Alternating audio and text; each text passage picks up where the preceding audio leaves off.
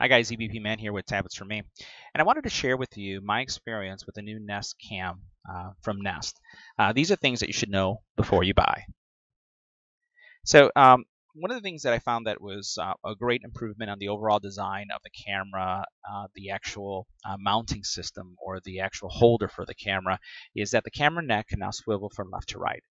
The drop cam could only swivel or be adjusted forward and backwards. So this one goes forward and back and also left to right. So that's a good improvement. The pricing, though, has changed and it'll be slightly more expensive for those of you who are new to the cloud-based subscriptions.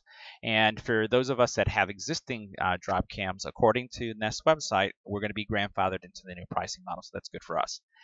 You are only limited to 4 activity zones, which is kind of disappointing because Dropcam has an unlimited number of activity zones. And these activity zones are the hot spots or the motion spots, so that if the camera detects motion, it will send you an alert.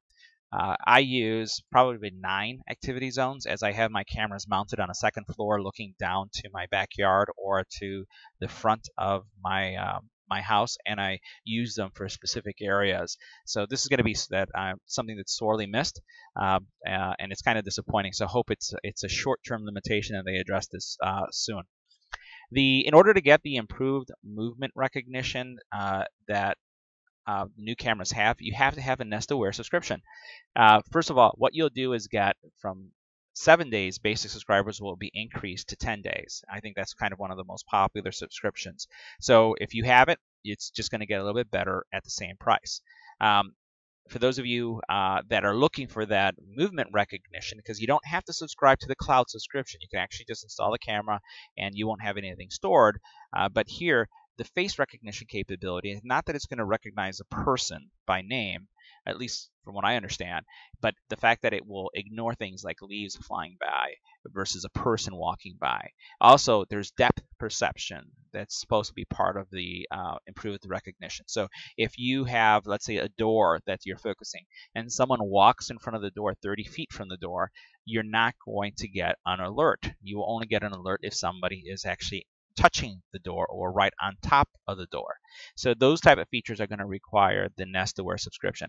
I haven't been able to test it because I can't figure out how to convert my plan to it yet. So I'm hoping they're going to address that soon. The 1080p recording option warning is that I've noticed that at that setting, my camera goes offline often, and I mean often. It drops regularly.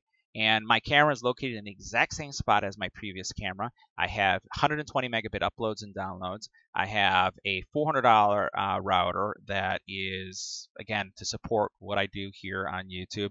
And I know I have significant bandwidth as well as good signal in that area.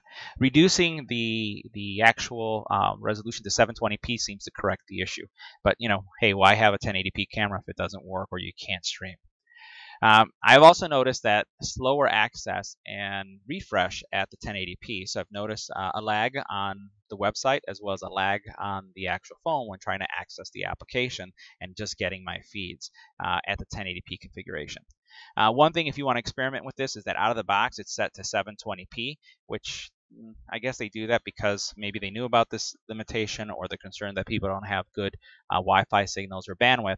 But if you want to change it to see what I'm talking about, go to Settings, Image Quality, and change it to 1080p. You do this on the website itself. At the time of this recording, which is, I just got the camera yesterday. I've been testing it last night and today.